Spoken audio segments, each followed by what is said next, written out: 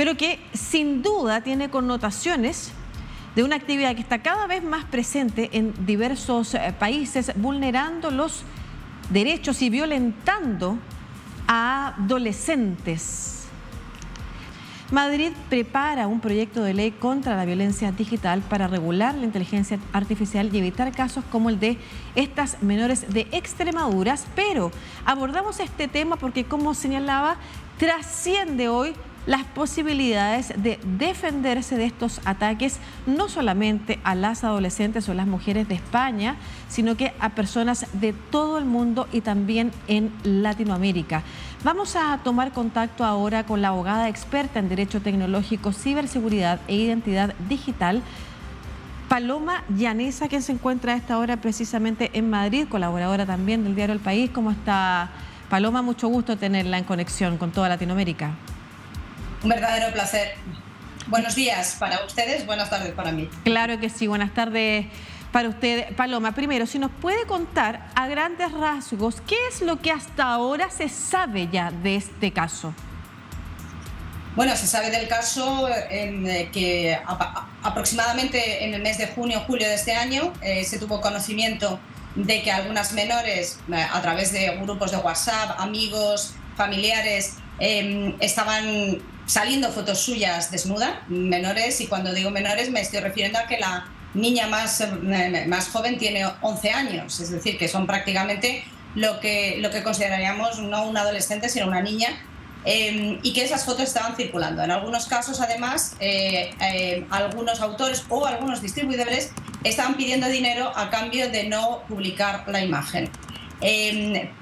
A partir de ese momento y a partir de que las niñas se dirigieron a sus madres comentándoles esa situación y para decirles que no eran ellas las que salían en esas fotos desnudas, se generó un grupo de madres de WhatsApp, pero todo, digamos, que de alguna manera ha estallado este fin de semana cuando una de las madres hizo a través de su canal de TikTok, en donde tiene bastantes seguidores, un vídeo contando lo que había sucedido en Almendralejo, Extremadura. Y bueno, pues la policía ha tomado cartas en el asunto, se han presentado denuncias por parte de algunas menores, no todas ellas. No sabemos cuál es la extensión real del problema, ni cuántas niñas han sido objeto de esta alteración, bueno, de esta generación de una nueva imagen a partir de una imagen suya, pero que pueden ser un número ilimitado porque la tecnología permite hacerlo con cualquiera. En realidad, ese es el fundamental problema. Esa es la situación que tenemos ahora.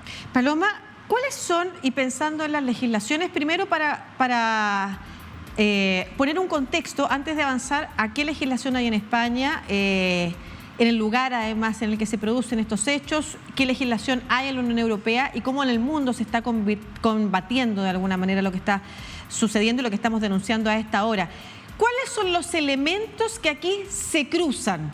Y lo pongo sobre la mesa porque estamos hablando desde viralización de imágenes que supuestamente son desnudos, con chantajes de por medio a algunas menores, pero antes de eso también podríamos hablar de violencia sexual, o de pornografía, o de alteración de la identidad de una persona, suplantación. ¿Cuáles a su juicio son los elementos que aquí se dan cita para luego pensar en si las legislaciones nos quedan cortas o no?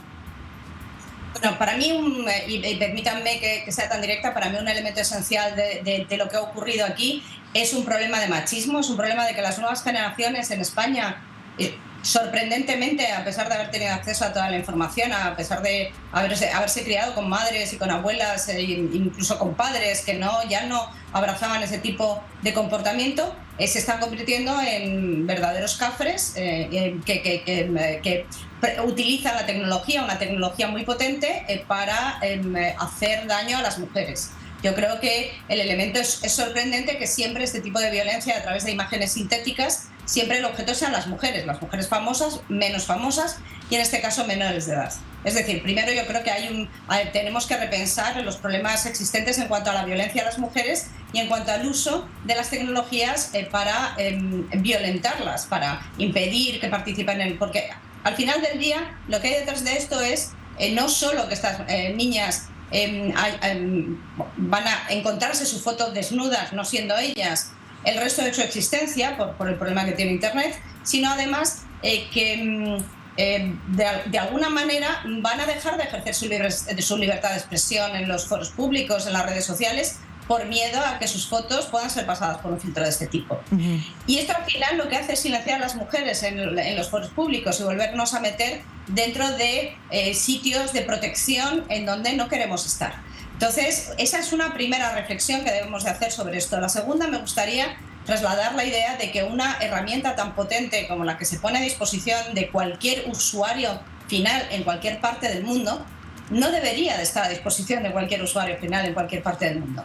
Es decir, que cualquier usuario, con independencia de su estado mental, con independencia de su enfado puntual, etcétera, etcétera, pueda hacer uso de este arma, pues a mí me parece que estamos generando un caldo de cultivo en el que solo se pueden producir matanzas virtuales, porque es que verdaderamente tenemos un problema en que estas herramientas tal vez, y esta es mi opinión, no deberían de haberse liberado para el consumo masivo como un software cualquiera, como utilizar el Word para producir textos, sino que se debería de haber limitado para usos profesionales de diseño, de producción cinematográfica, incluso académica, pero nunca haber permitido que a través de una API cualquiera desarrolle una aplicación que haga cualquier cosa. Es con responsabilidad, básicamente. Es como conducir un vehículo.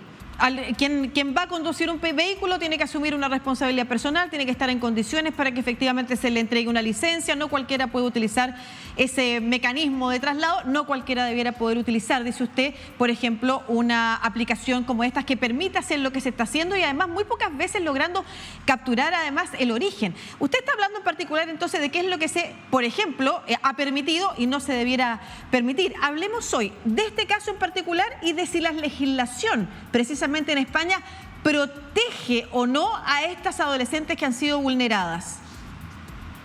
Bueno, como todas las legislaciones, tenemos varias áreas. Tenemos la legislación civil, en donde es en la que reclamamos cantidades, en la que pedimos indemnizaciones por daños, etcétera, etcétera. Y luego tenemos la legislación penal, que funcionan de una manera distinta y que tienen distintos grados de rapidez en España, y que supongo que también en Chile y en los países latinoamericanos.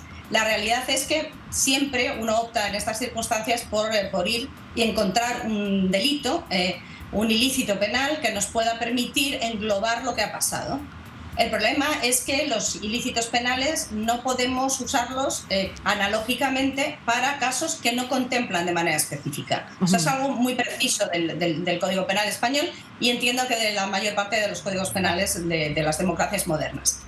¿Qué pasa? Que sí tenemos delitos que protegen la intimidad de las personas, pero es que no ha habido una vulneración de su intimidad tal cual la contempla el Código Penal, porque la intimidad sería si esa foto fuera real, si fuera un vídeo captado con o sin su consentimiento, que se hubiera distribuido con o sin su consentimiento, y ahí tendríamos una base legal. Pero no la tenemos porque esa imagen, en mi opinión, aunque la pone en una situación íntima, no se ha producido en una situación real de intimidad. Claro. Y este es el primer problema que tenemos con los delitos contra la intimidad. Se ha hablado también de la posibilidad de englobar este tipo de procedimientos en pornografía infantil, la tenencia y distribución de pornografía infantil. El problema es que la pornografía infantil no contempla en España completamente los contenidos de pornografía infantil sintéticos, generados a partir de imágenes o generados a partir de la nada, de la imaginación. Y por lo tanto, pues tampoco podríamos. Hay algunos artículos relativos a faltarle al respeto a alguien o a las injurias que podrían encajar, pero de una manera un poco complicada. Es decir, claro, la realidad es que estas mujeres están doblemente desnudas, estas mujeres y estas niñas están doblemente desnudas frente a la inteligencia artificial. Primero, porque las han desnudado en contra de su voluntad, lo cual me parece tremendo. Las han expuesto públicamente contra su voluntad y además están desnudas porque el sistema legal no las puede proteger. Claro. Finalmente, Paloma, yo decía al inicio, este es un caso que conocemos hoy de Extremadura, España, pero es un problema que hemos visto también en otras partes del mundo, también incluso en Latinoamérica, y que además nos avisora de problemas que podemos seguir viendo. No es algo que a partir de este caso entonces genere una condena y luego entonces los órganos legislativos legisladores, por ejemplo, actualicen rápidamente precisamente las leyes con miras a construir prevención y sancionar también este tipo de conductas. Si usted tuviera que dar alguna recomendación también pensando, por ejemplo, en que la Unión Europea ha avanzado mucho más que Estados Unidos y que Latinoamérica por herencia, lamentablemente, respecto de la protección de las y los ciudadanos frente a las plataformas digitales, a las redes sociales, en torno, por ejemplo, al consumidor o consumidora, también se está discutiendo en torno al rol que han tenido en asaltar las democracias, en vulnerar también las democracias. Pero hay otro tema que es fundamental y el que usted ha puesto. Más del 90% de los casos de abuso, de violencia sexual en las redes sociales o con el uso de estas inteligencias artificiales es contra mujeres y niñas. Entonces, ¿dónde hay que poner el ojo y cómo avanzar rápidamente en un desafío tan dramático que ha significado para las sociedades la irrupción de la inteligencia artificial y las plataformas digitales?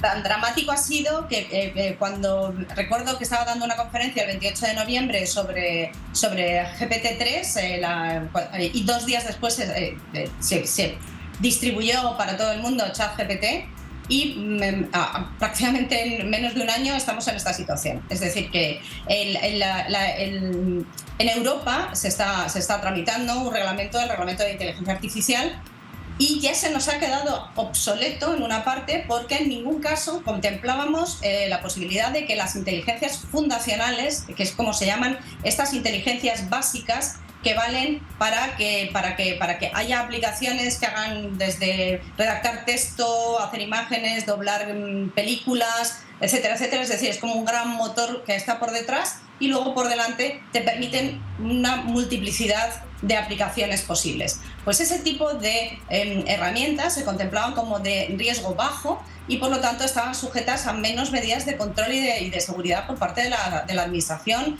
europea y posteriormente de las administraciones nacionales. Es decir, a todos nos ha pillado con el paso cambiado esta situación.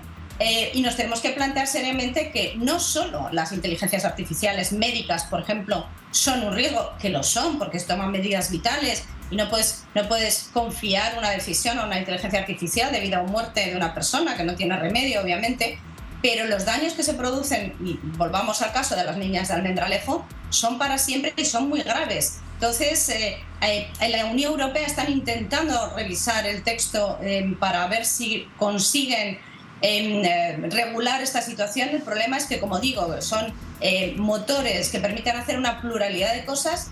Los usos son infinitos y regular para usos infinitos múltiples y que se van a producir dentro de 6 meses es extremadamente complicado. Lo que sí tenemos que hacer es revisar nuestros códigos penales muy profundamente, con esa limitación que tenemos de que no podemos aplicarlos analógicamente a nada, e intentar, sobre todo, y a mí me parece lo esencial, acompañar a las víctimas. Acompañar a las víctimas de todas las maneras posibles, intentar retirar esos contenidos de todas partes y no trasladar a los victimarios la sensación de impunidad con la que viven ahora. Perfecto, muchas gracias, Paloma Llanesa, abogada experta en ciberseguridad, en derecho tecnológico e identidad digital, autora de Datanomics y colaboradora del diario El País de España, conversándonos sobre este caso de Almendralejo, una zona en Extremadura que está remeciendo, pero que además está preocupando altamente y de buena forma, digamos, al resto del mundo, precisamente por la falta de cuidado y rapidez con la que los órganos legisladores han abordado la irrupción de las plataformas digitales y con eso entonces la desprotección en la que se encuentran prioritariamente mujeres y niñas y también todas las personas en general. Muchas gracias, Paloma, por este contacto en una conversación que es fundamental y la que nos queda tanto. O sea, ¿qué se puede hacer mientras tanto? ¿Cómo cuidamos? ¿Qué prevención tenemos sin que eso signifique nuestra huida del espacio público? Como usted decía, la no participación en las redes sociales por miedo a lo que puede venir después. Que esté muy bien. Muy buenas tardes para usted. Muy buenos días para quienes nos escuchan en esta parte de Latinoamérica. Muchísimas gracias. Un placer estar con ustedes. Un gusto.